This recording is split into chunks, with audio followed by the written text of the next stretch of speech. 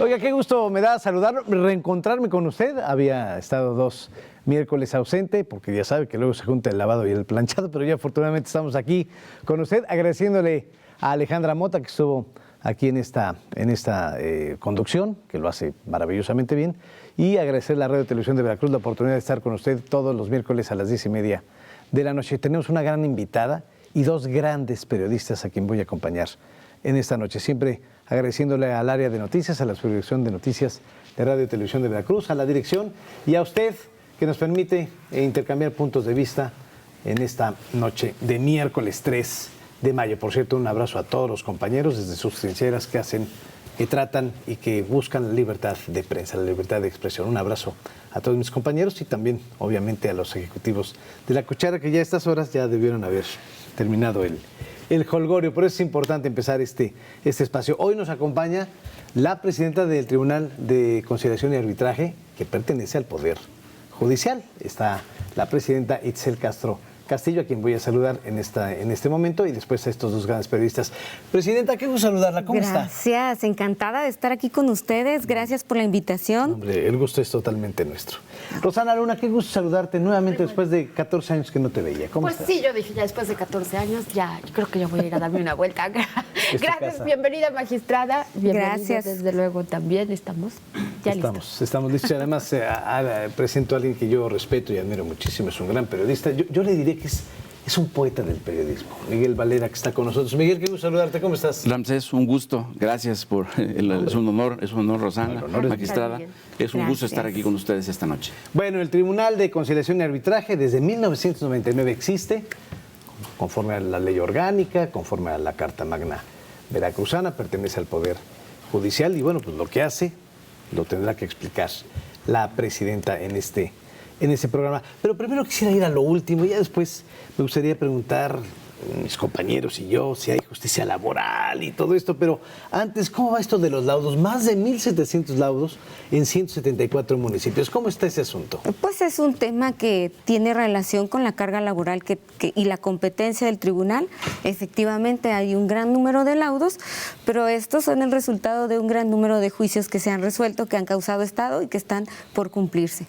La entidad que más tiene o las entidades que más tienen, pues también tienen un resultado histórico de una serie de pues movimientos o movilidad laboral, pero en general esto es el resultado pues también un poco de la alternancia, de la sustitución, de los cambios de los cuerpos edilicios, de lo que vivimos cotidianamente y que es además cíclico. Viene un nuevo gobierno, sea estatal o municipal, y pues viene un nuevo equipo de trabajo a acompañarlos para la prestación de servicios, y lo que sucede es que a veces no hay claridad entre quiénes son trabajadores de base, quiénes son trabajadores de confianza, y es cuando se puede acudir o acontecer un despido injustificado que pues evidentemente traerá consecuencias para cuando se resuelva el juicio en condenas económicas que deben de ser atendidas y pues hay una gran resistencia para quienes no tuvieron nada que ver con estos despidos en el cumplimiento de los laudos, que pues es la responsabilidad que conlleva el asumir una nueva administración. ¿Y qué municipios son los que más laudos tienen? Pues miren, obviamente los que tienen un mayor número de trabajadores, y esto tiene que ver pues también con la prestación de servicios que tienen. Evidentemente pues Veracruz, Coatzacoalcos, las ciudades que son más grandes tienen el mayor número de empleados y tienen el mayor número de conflictos laborales. Perfectamente, y bueno, y se va atrasando el problema, ¿no? Es correcto. Perfectamente. Bueno, pues ese era el tema. Ese era el tema. Oiga, ¿y si hay justicia laboral? Por supuesto que hay justicia laboral, pero es una justicia laboral que debe de ser sensibilizada, debe de ser acercada a la gente, y que también lo que ocurre es que muchas veces queremos que todo sea de manera inmediata y debería de ser así, pero cuando les invitamos a usar los mecanismos para que esta solución sea inmediata, a que las partes asuman la responsabilidad de la resolución de sus conflictos a través de la conciliación, pues nos vemos con bastantes resistencias para ocupar esta herramienta que es maravillosa. Yo soy una verdadera promotora de la conciliación porque he visto resultados maravillosos en ella. Además de que se resuelven conflictos, se reestructura el tejido social y se va transformando a la sociedad hacia una cultura de la paz. Yo me imagino, bueno, Veracruz lleva, la verdad es que un buen récord porque no han estallado huelgas, no han estallado problemas realmente pues que sean preocupantes o difíciles de resolver entre las partes.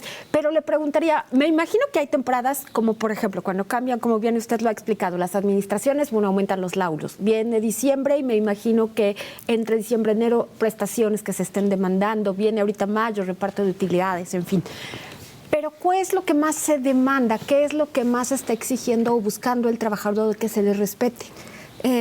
Sobre todo demandan acciones relacionadas con despidos injustificados, ya sea su reincorporación al trabajo a través de la acción de reinstalación o el pago de la indemnización constitucional de 3 meses de salario. Ambas prestaciones o ambas acciones van acompañadas de una prestación indemnizacional que es el pago de los salarios caídos o los salarios vencidos. Eso es lo que más se demanda. Hay prestaciones que obviamente son por temporadas. El aguinaldo es una prestación que se paga en diciembre. Sin embargo, el reclamo de esta prestación todavía puede transitar durante un periodo de 1 año porque son exigibles durante todavía 1 año más.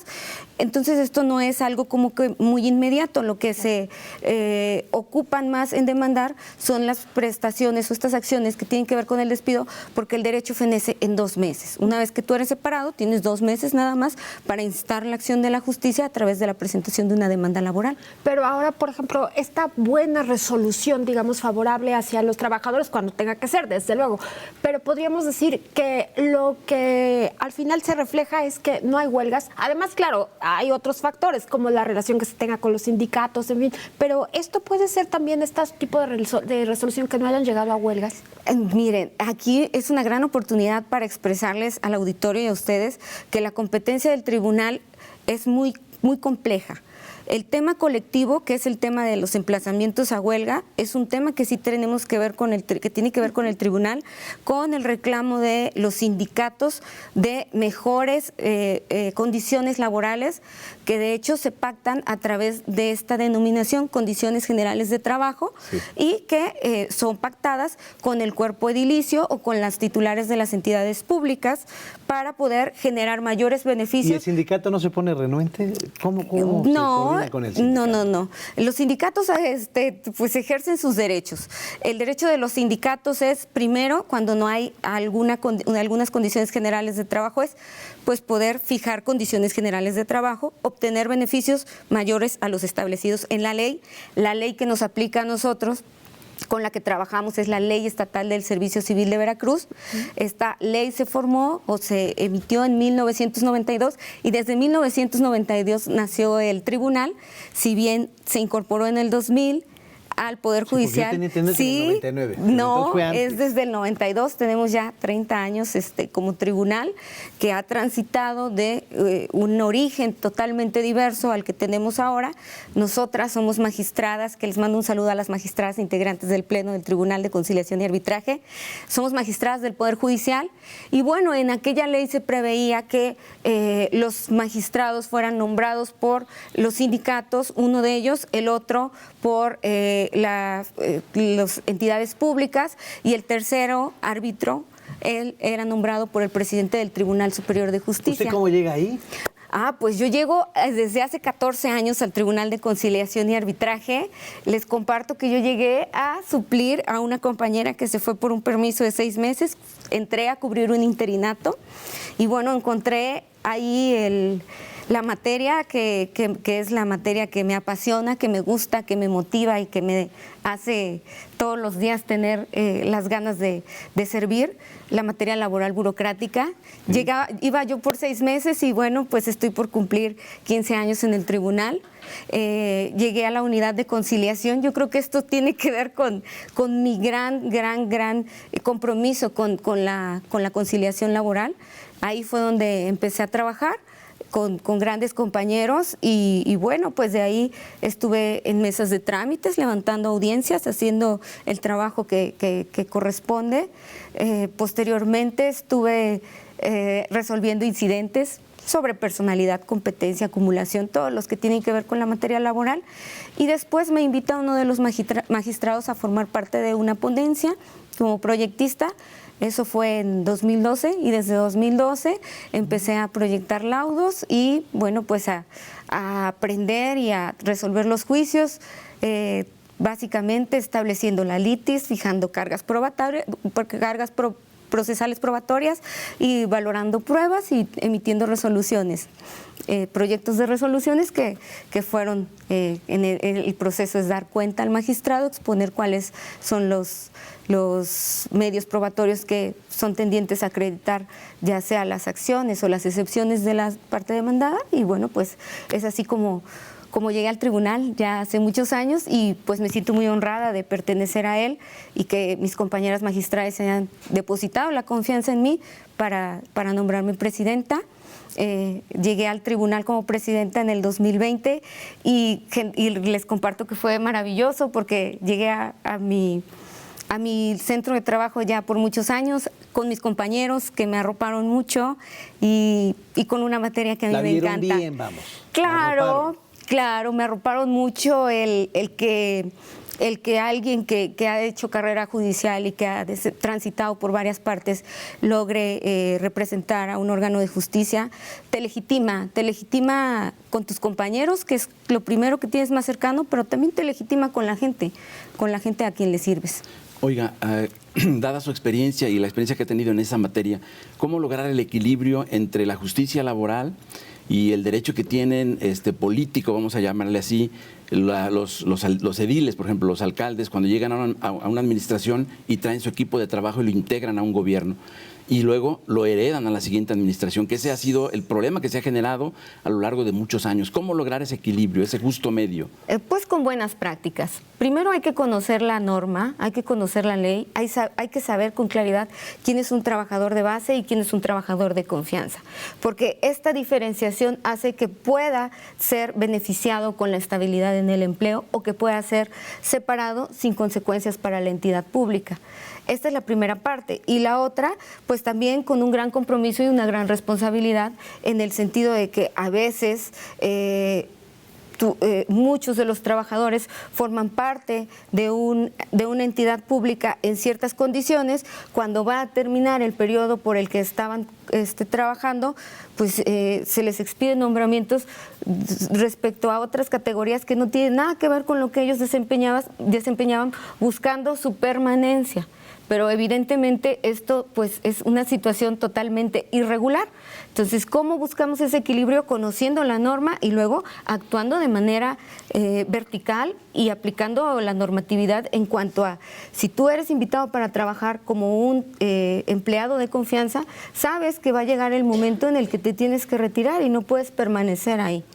Pero si el edil los masifica, por ejemplo, es una mala práctica y hay una responsabilidad en alguien en específico, porque aquí es muy fácil decir que es una irresponsabilidad conjunta. No, hay alguien con un nombre y un apellido que les otorgó un nombramiento que simulaba una situación de una relación laboral que no era, ¿no? Esa práctica es lo que ha hecho crecer a ese elefante reumático, como dice el presidente, a ese elefante gigante, pues todas las malas prácticas, porque también hay trabajadores que no cumplen con su función, que no conocen cuáles son sus obligaciones y están en los centros de trabajo dedicados a hacer otras actividades que no son para las cuales son empleados.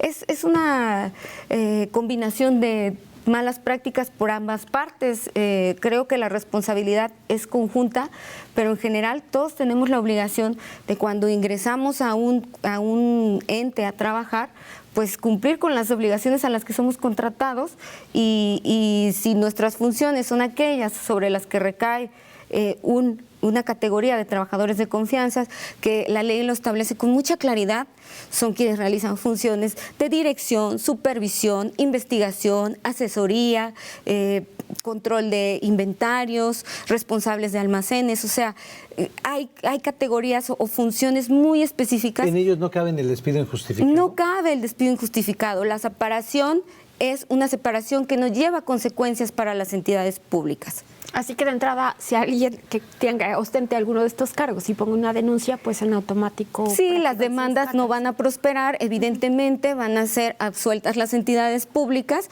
y bueno, a lo mejor las condenas que pudieran ser son por las partes proporcionales de las prestaciones legales que trabajaron, pues los días de aguinaldo proporcionales que se generaron. Los de confianza. Sí, así es. Entonces, a mí me corren ahorita, aunque tenga yo 35 años ya.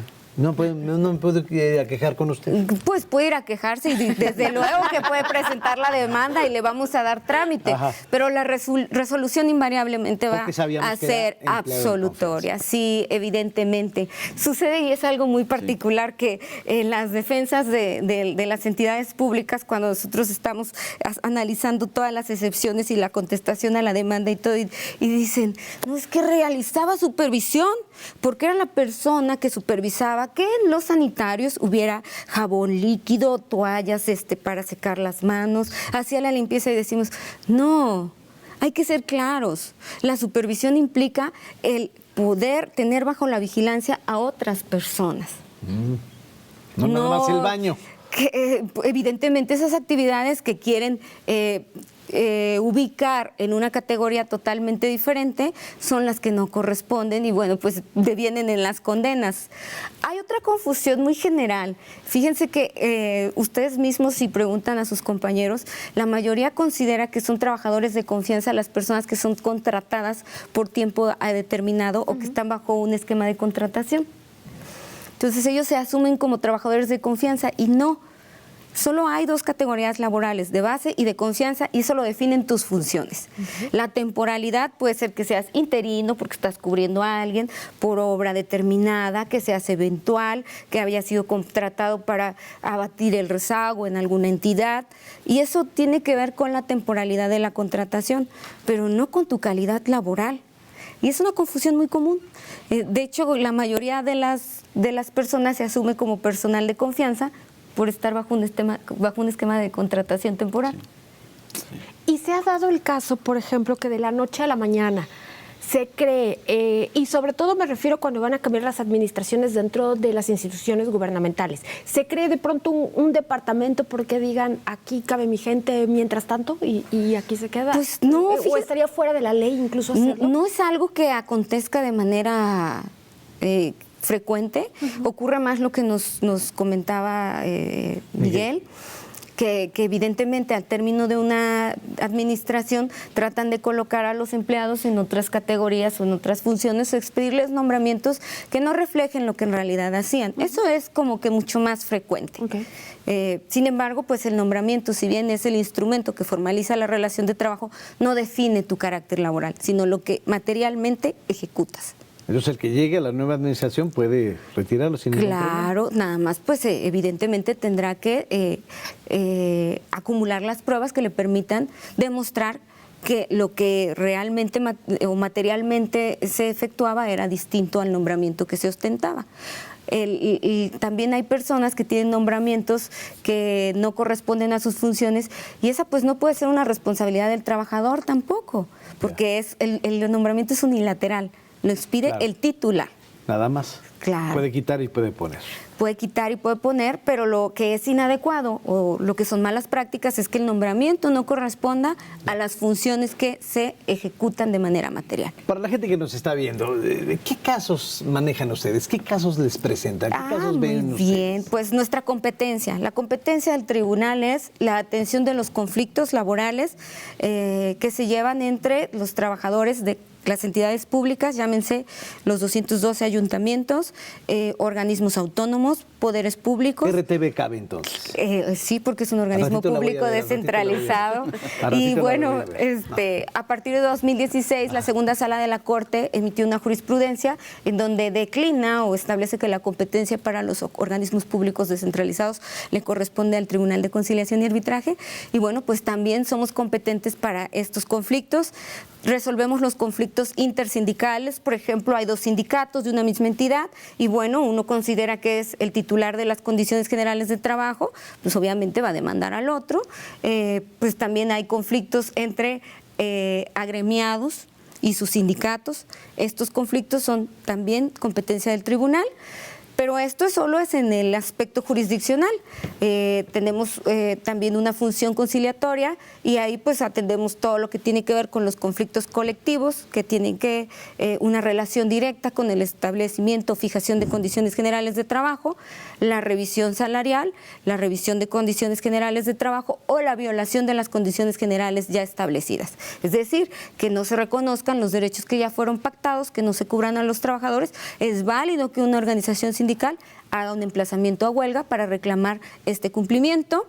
Y bueno, otra función que es muy importante del tribunal es la función registral. Esta función es meramente administrativa y tiene que ver con la toma de nota tanto de las asociaciones, sindicatos, federaciones, como la toma de nota de sus altas y bajas de agremiados, como la toma de nota de las condiciones generales de trabajo pactadas entre cada una de las entidades públicas y sus sindicatos.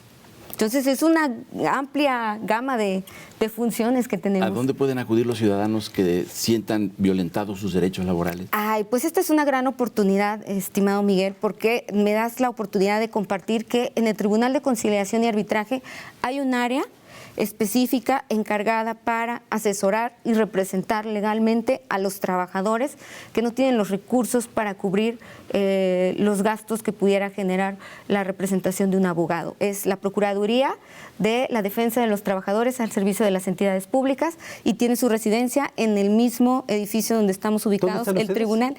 El tribunal está ubicado en la calle Santiago Bonilla, justo enfrente del edificio Jaquín. Y bueno, pues habitamos el mismo edificio que la oficina de Hacienda, donde se hacen los trámites para placas y todo esto. Entonces ahí estamos.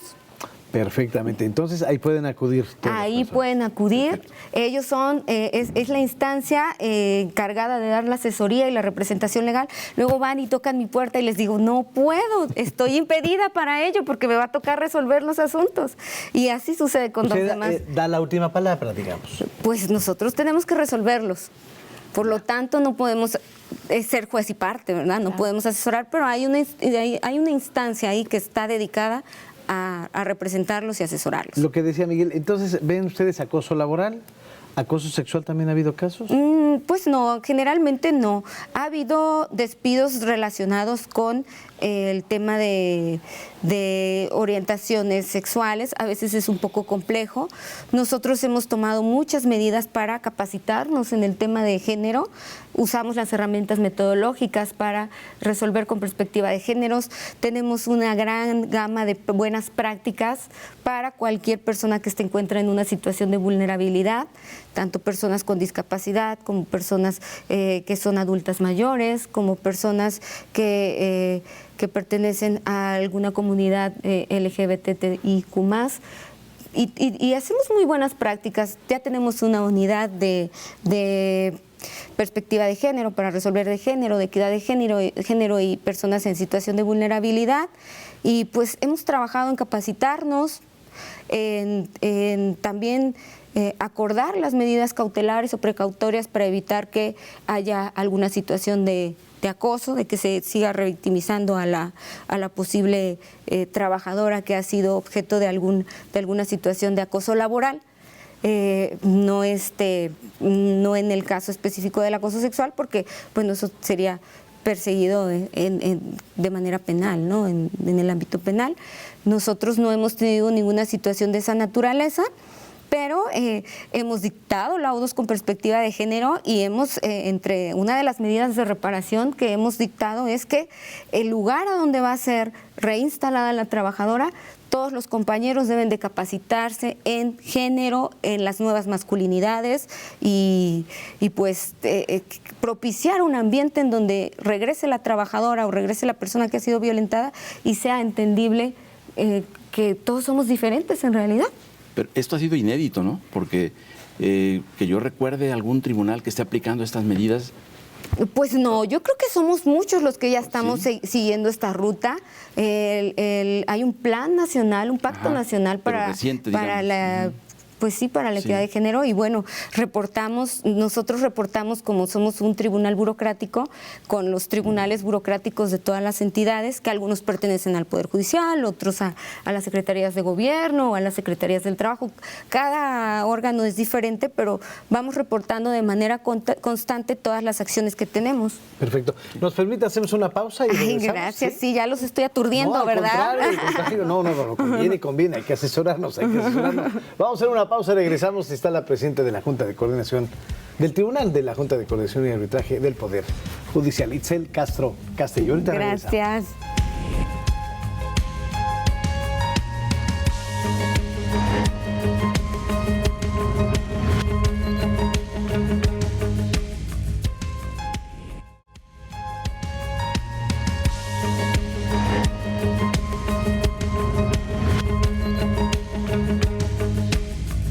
Itzel Castro Castillo es la presidenta del Tribunal de la Junta de Conciliación y Arbitraje del Poder Judicial. Está aquí a 8 columnas. ¿Tú querías hacer una pregunta, Rosana, que tiene que ver con la perspectiva de género? Así es. Quería yo preguntarle, ahora es por ley que una mujer debe de recibir el mismo salario a iguales actividades que ejerce un hombre. Sin embargo, preguntarle si todavía es frecuente que todavía sea muy dispareja esta situación, por supuesto, si hay en este caso denuncias, y también si las empresas en la actualidad pueden, por ley también, exigir la prueba de gravidez a una mujer que está solicitando un empleo, si es causa también de denuncia. Gracias. No, mira, lo del salario igual a trabajo igual es algo que está en nuestra Constitución Política desde 1917. Es un derecho reconocido. Obviamente, las mujeres todavía estamos en una situación en donde hay estos fenómenos que tienen unas denominaciones muy particulares, como el techo de cristal. Hay un nivel hasta donde podemos llegar. Y de ahí ya como que el mismo contexto que tenemos como madres, como esposas y todas las responsabilidades que tenemos del cuidado del hogar, que todavía está destinado y orientado hacia nosotras, es lo que impide que sigamos avanzando. Y la brecha salarial también es un fenómeno que ocurre, pero en las entidades públicas creo que no es tan frecuente, porque ustedes saben que hay categorías y catálogos y profesiogramas que van ubicando a los trabajadores en categorías que corresponden a los topes salariales máximos y mínimos. Entonces está mucho más regulado que respecto a las relaciones laborales que se dan entre la iniciativa privada, que evidentemente ahí sí, pues la discordancia o el desequilibrio es mucho mayor. En el tribunal, por ejemplo, es un tribunal lleno de mujeres. Hombres muy valiosos también lo integran, pero bueno, les comparto que el Pleno está integrado por 3 magistradas, mis 2 compañeras, que son unas juristas y unas mujeres muy entregadas al trabajo. También la secretaria general de acuerdos es mujer, las titulares de las mesas son, cada una de ellas, en la mayoría son mujeres. Tenemos solo como titulares de áreas del género masculino, pues al titular de huelgas y al titular del registro de sindicatos y bueno, también al titular de una de las mesas de trámite. Pero en general es una comunidad de mujeres, todas pues muy comprometidas con nuestra función, ¿no? Y muy no solo solidarias, sino también sororas, ¿no? Realmente para nosotros es muy común entender que alguien tenga que salir a recoger a sus hijos o que tenga que ir a una junta escolar, porque es algo que nosotras mismas tenemos que hacer, ¿no? Y que las propias condiciones generales de trabajo y las buenas prácticas nos permiten reportar como acciones positivas tendientes a buscar el equilibrio. Igual cuando un compañero de nosotros pide el permiso para ir a un evento escolar, desde luego que se le da, porque con eso reforzamos que el compromiso que deben de asumir como corresponsables en la crianza de los hijos. ¿Usted está de acuerdo con que se reduzca el horario laboral de 48 horas a 40 horas? Miren, la verdad es que las condiciones en las que se prestan los servicios en las entidades públicas permiten una flexibilidad de horarios. Hay jornadas de trabajo que pueden ser hasta de 9 horas, pero con descansos de sábado y domingo. Es decir, no se exceden las 48 horas, sino al contrario. Si multiplicamos las 9 horas diarias por los 5 días de la semana, estamos en una jornada inferior a la establecida en la ley. Pero en general yo creo que hay muchos beneficios en cuanto a las jornadas de quienes trabajan en una entidad pública. También depende mucho de las funciones que vas a realizar, porque hay servicios que son indispensables, que deben de haber pues atención continua y permanente. Pero yo estoy convencida de que el descanso semanal, el descanso en una jornada de trabajo, la recreación, el ocio, son factores que contribuyen a que uno sea muy productivo. Y más cuando estás trabajando en un lugar donde te sientes pleno. Entonces creo que se disfruta mucho el trabajo y el momento que estás ahí se hace totalmente constructivo para las personas de manera particular, pero también para las entidades y para a quienes atendemos, porque pues si es una jornada adecuada, acorde y que te permite también establecer una vida social, pues permite también el crecimiento personal y profesional. Y todos estamos en la búsqueda de un trabajo digno o decente. Y este trabajo digno o decente, cuya denominación pareciera que no incluye muchas cosas, es un trabajo que es con un salario remunerador, que te permite obtener todos los recursos para mantenerte tú, satisfacer tus necesidades, pero también si eres jefe de familia, pero que te permite la capacitación constante, que te permite gozar de los beneficios de seguridad social, que te permite atenderte médicamente. Entonces, esa es la búsqueda que tenemos todos, lograr que cada centro de trabajo ofrezca para los trabajadores un trabajo digno, decente, y que los trabajadores pues también ofrezcan para los empleadores, ya sea si es en una situación de una relación de trabajo de manera particular, que genere pues ganancias, que genere productividad, y en el caso de nosotros que somos empleados al servicio de entidades públicas, pues que genere un mejor servicio para nuestros usuarios y también para, en el caso particular, para los justiciables. Perfecto, porque bueno, hubo en algún momento que el empresario Carlos Slim proponía que en vez de la semana inglesa fuera de lunes a jueves y que ya el viernes se descansara con el sábado y el domingo. Entonces, ¿cómo vería usted esa perspectiva? Pues yo no lo veo mal, simplemente es cuestión de organizarse, vaya. No va a pasar, no, que nadie lo batearon, vamos, no va a pasar, pero no lo vería usted mal. Pues no lo veo mal, no vería por qué. En general, el tiempo el descanso semanal previsto en la ley es solo de un día, preferentemente que sea el domingo. La mayoría de los trabajadores al servicio de entidades públicas gozamos de 2 días, de sábados y domingos, y además de todos los días de descanso obligatorio que están previstos en la ley.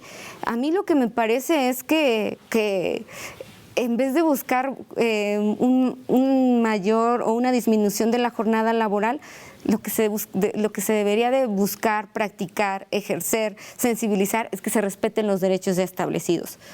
Es decir, que la gente no tenga que trabajar horas extras y que no sean pagadas, claro, o que reciban de manera oportuna sus elementos para el trabajo, buscar que obtengan un salario remunerador, buscar que gocen de sus vacaciones, porque las vacaciones pues son evidentemente necesarias porque son encaminadas para el descanso de la fatiga que implica el trabajar durante 6 meses de manera continua, que es lo que establece la ley.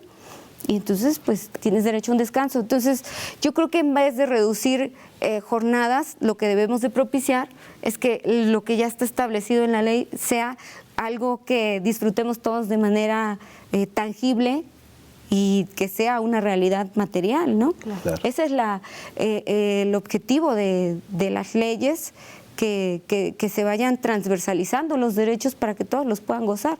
Pero no veo la necesidad. ¿Y ve bien que haya los 12 días de vacaciones para los trabajadores? Bueno, esta disposición es la que rige a los trabajadores del apartado A del artículo 123 constitucional. Nosotros somos beneficiados de una manera supermayor porque nosotros, la ley establece 2 periodos de vacaciones, cada uno de 10 días. Entonces somos beneficiados con 20 días de descanso. 20 días. Por vacaciones, una prima vacacional del 25%, un aguinaldo pues mucho mayor al que establece el apartado A. Entonces, realmente estamos en otro terreno. Ayer me preguntaban en un foro en donde me invitaron a platicar sobre por qué no aplicamos los mismos incrementos que se aplican a los trabajadores del apartado A. Y les digo, porque no estamos en ese terreno. En realidad, muy pocas personas perciben un salario mínimo cuando prestamos nuestros servicios para una entidad pública, ¿no? Casi siempre son superiores. Y bueno, el trabajo un poco de los sindicatos es pactar mejores condiciones salariales. Perfecto. Magistrada, ¿ustedes también atienden casos de personas que lamentablemente engañadas van hacia el extranjero cuando les prometen algún empleo con ciertas remuneraciones? No es nuestra competencia, porque nosotros resolvemos, atendemos los casos en donde se establece una relación de trabajo con entidades públicas, es decir, pues los trabajadores al servicio de los ayuntamientos, organismos públicos descentralizados, organismos autónomos y los poderes públicos del Estado, tanto ejecutivo como legislativo y judicial. ¿Quiénes demandan más, hombres o mujeres? No sé si tengan un registro. Tenemos mayor número de demandas de mujeres, pero porque también hay un mayor índice de mujeres en la población. Creo que y hay tiene más injusticias a las mujeres, desgraciadamente. Pues evidentemente hay un trato pues diferenciado. Ello todavía ocurre. En el Poder Judicial siempre nos ponen como un ejemplo y la verdad que nos sentimos muy satisfechas de que muchas mujeres somos magistradas. Esto no demerita de ninguna manera la capacidad de nuestros compañeros que son hombres, pero vamos, unas de estas acciones positivas que son las tendientes a buscar que la igualdad no sea solo formal, sino sustantiva, es colocar a las mujeres en posiciones de decisión, en posiciones en donde puedan tomar las riendas y el control de algunas cosas, y con esta empatía y esta sororidad que debemos de asumir, porque realmente todavía hoy tenemos no una sola jornada laboral, sino las dobles jornadas son una realidad, porque salimos de nuestro trabajo y llegamos a casa a asumir las funciones y responsabilidades que tenemos, y hay quienes tienen una triple jornada. O sea, todavía trabajan en la mañana, trabajan en la tarde y llegan a casa. Sí, hay muchos estudios que han establecido que por qué a los hombres les cuesta mucho menos trabajo concluir los posgrados, y es evidentemente porque ellos se pueden dedicar a estudiar. Y nosotras queremos estudiar y tenemos aquí al bebé, ¿no? Sí, y tenemos aquí, es mucho más complejo. Ojalá que el bebé y la cena, ¿no? El bebé, la cena. Todo eso, claro. Y bueno, pues es algo que en lo que estamos trabajando, creo que todas las personas, en construir una sociedad mucho más equitativa. Y ¿se está logrando? Yo creo que sí, yo creo que sí. Pues la mayoría de nosotras somos mujeres trabajadoras y tenemos colaboración de... ¿Usted se imaginó ser en algún momento presidenta del tribunal? No, les soy sincera, no. A mí me apasiona mucho la materia laboral y bueno, pues... ¿Recibió usted obstáculos para llegar donde estuvo? No, tampoco. ¿Algún acoso? No. Siempre fueron muy respetuosos conmigo, tanto mis superiores jerárquicos como mis compañeros. Ahora digo al contrario, los que me tuteaban, que eran mis compañeros, ya me hablan de usted y digo, ay, ¿qué pasa, no? Siempre fui muy cobijada, muy arropada, muy querida por el tribunal, y yo quiero a mis compañeros. Realmente los conozco ya de hace mucho tiempo, de cuando llegué, y pues los quiero mucho, los estimo, los valoro y veo en ellos muchas cualidades que me gustaría que todos vieran, ¿no? Con los ojos con los que yo los veo, con los ojos con los que yo veo al tribunal, que son unos ojos llenos de optimismo, llenos de compromiso y de responsabilidad, que me llena de satisfacción estar ahí. Oiga, con el inicio de la pandemia conocí un caso de Tribunal Estatal de Justicia Administrativa, ahora ya extinto. El TRIJAEB ahora, ¿no? Ajá, ahora TRIJAEB, que implementaron justicia digital. Me parece que fue el primero en el Estado que implementó eso. ¿Qué acciones han realizado ustedes en esa materia de justicia digital para acercar más a los ciudadanos? Pues lo que nosotros implementamos fue las conciliaciones virtuales. Evidentemente esta fue una gran opción para quienes solo necesitaban un teléfono, por ejemplo, y bueno, pues a través de esas conciliaciones lográbamos acuerdos que dieran fin a los conflictos, que ya nada más después eran ratificados de manera presencial, pero además estuvimos con un sistema de citas para poder atender. En realidad el tribunal, por disposición del Consejo de la Judicatura, como todos los demás órganos que pertenecen al Poder Judicial, estuvimos, si mal no recuerdo, a partir del 18 de marzo del 2020 hasta junio, el 1 de julio ya nos reincorporamos a trabajar a puertas cerradas, a sacar lo que estuviera pendiente de trámite, y ya abrimos nuestras puertas en septiembre de ese mismo año.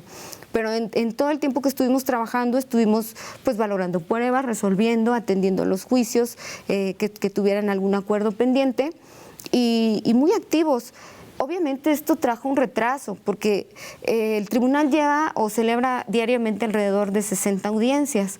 Entonces tenemos un calendario, ahorita si me preguntan cómo va la agenda, ya tenemos lleno hasta septiembre. Entonces, evidentemente, estos meses que estuvimos sin actividad hizo que estas audiencias se tuvieran que reprogramar, y eso ha traído pues un retraso, sí, en los temas de planeación, porque nadie esperaba una pandemia. En cuanto a las demás estrategias de digitalización, no podemos acceder a ellas porque nosotros actuamos con esta ley de 1992, que es la Ley Estatal del Servicio Civil de Veracruz, y pues no tiene, incluso el reglamento de la ley tiene bien claro cómo deben de ser las audiencias, se deben de entregar en papel a las partes que comparecen en el juicio, y pues implica un cambio que como tribunal pues no podemos hacer, porque para ello están los órganos legislativos, y bueno, pues esperamos que el acceso a la justicia pueda ser también mucho más cercano a la gente. Pero esta experiencia de las conciliaciones nos dio luz de que no toda la gente tiene acceso a los medios electrónicos, ¿eh? Además, sí, en realidad es así. Sí. Nosotros atendemos personas que incluso son hablantes de alguna lengua, un idioma indígena, y pues, obviamente no están acostumbrados a... Pareciera que todo mundo... No, nos auxiliamos de la Academia Veracruzana de las Lenguas Indígenas. Ellos nos han ayudado mucho en la interpretación cuando tenemos que llevar a cabo desahogos de pruebas confesionales o testimoniales, incluso cuando tenemos que hacer la traducción de los laudos para que puedan ser entendibles en la lengua que ellos manejan, que nos ha pasado con los hablantes de náhuatl de manera más frecuente. Y bueno, la Academia Veracruzana de las Lenguas Indígenas ha sido también un gran aliado para poder traducir la misión, la visión, los objetivos del tribunal, la señalética del tribunal, tanto en náhuatl como en totonacú. Son unos aliados muy generosos, porque evidentemente están comprometidos también con la preservación de nuestra cultura, y pues nosotros también compartimos esa responsabilidad. Y estamos muy agradecidos siempre por su colaboración, siempre han estado ahí. Recientemente llegaron al tribunal también a exponer un poco de sus obras, y pues nos dieron una explicación sobre lo que significa este reconocimiento intercultural, ¿no? Y nosotros de hecho estamos obligados a usar las herramientas tanto de perspectiva de género, como de interculturalidad, como de situación de las personas en situación de discapacidad. Es un trabajo constante, vaya, pareciera que el derecho ya está dado, pero está en constante evolución. Y vuelvo al tema de la transversalización de los derechos. Para que eso suceda, pues debemos de allegarnos de muchas herramientas que nos permitan dar la atención adecuada a nuestros usuarios, a nuestros justiciables. Magistrado, ¿ustedes también trabajan a través de la mediación? Es la conciliación. Okay. La conciliación. ¿Con Procuraduría están? La Procuraduría es la entidad que representa y asesora a los trabajadores, y la unidad de conciliación es una unidad donde se encuentran conciliadores que son evidentemente personas que conocen la materia laboral. La conciliación y la mediación, y así como la facilitación, son Todos estos medios alternativos para la solución de controversias o de conflictos están establecidos en el artículo 17 constitucional y nosotros lo que ocupamos es la conciliación. Se diferencia de la mediación en que el personal conciliador, el funcionario conciliador puede proponer soluciones. ¿Por qué? Porque él conoce la norma. Entonces está capacitado y está también facultado para proponer soluciones que sean pues adecuadas, que no intervengan con la posibilidad de que haya renuncia de derechos. Es algo que debemos de vigilar también mucho y esta es un poco de la diferencia con la mediación, pero básicamente son dos herramientas que funcionan muy bien. Usamos también herramientas que utiliza la mediación, como el caucus. A veces tenemos que sacar a la otra parte para sensibilizarla y pues todo esto, en general, la única ¿Algún caso complicado que usted haya visto que no hay solución pues, y se están rasgando las vestiduras? Y nos ha tocado tanto. Me ha tocado estar a 5 minutos del estallamiento de una huelga, porque las huelgas, en el procedimiento de huelga, todos los días y horas son hábiles, ¿no? Entonces, es una negociación, es un ejercicio de estira y afloje.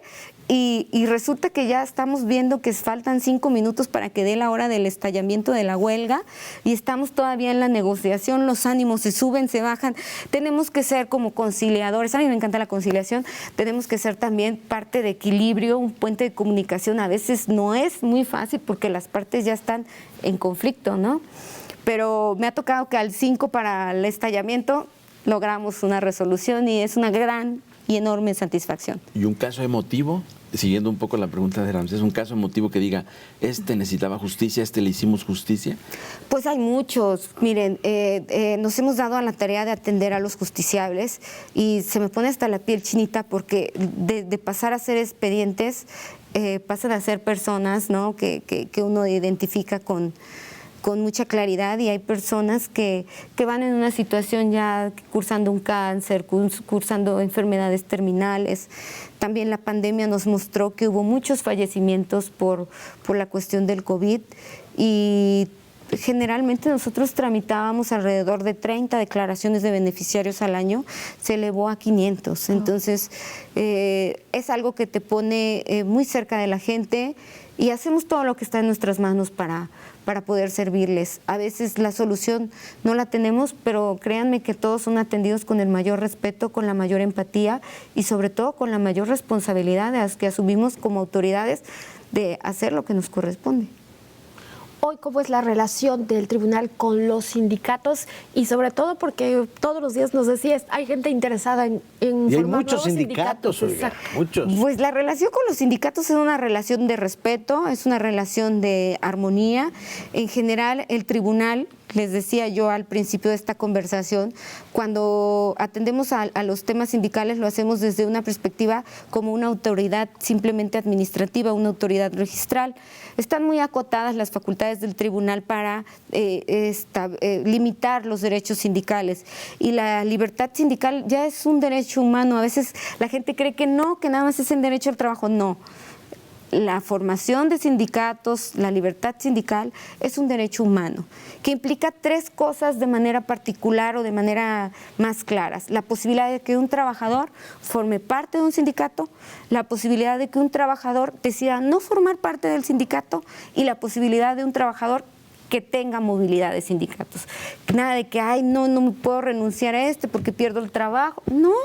Tiene una libertad de moverse a cualquier otro sindicato con el que sienta empatía o con el que sienta, claro. Yo quisiera ir.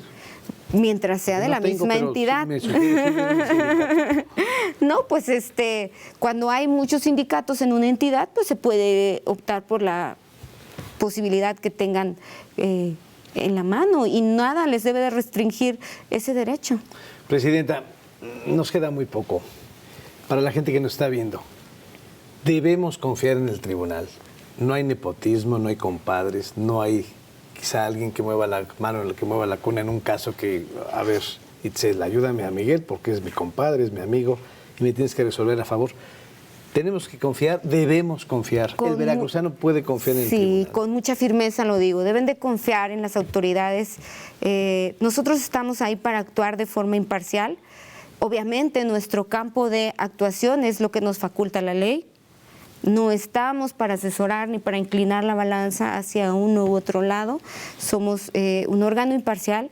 El órgano imparcial está integrado por todas nuestras determinaciones, son de manera colegiadas, y me dan la oportunidad de decirles que nosotros trabajamos de una manera responsable, comprometida, pero cualquier persona que se sienta vulnerada por nuestras determinaciones puede optar por recurrirlas. ¿Ha habido quejas hacia ustedes? Pues no son quejas, son los recursos que tienen a la mano. Evidentemente tienen el juicio de amparo directo y el juicio de amparo indirecto.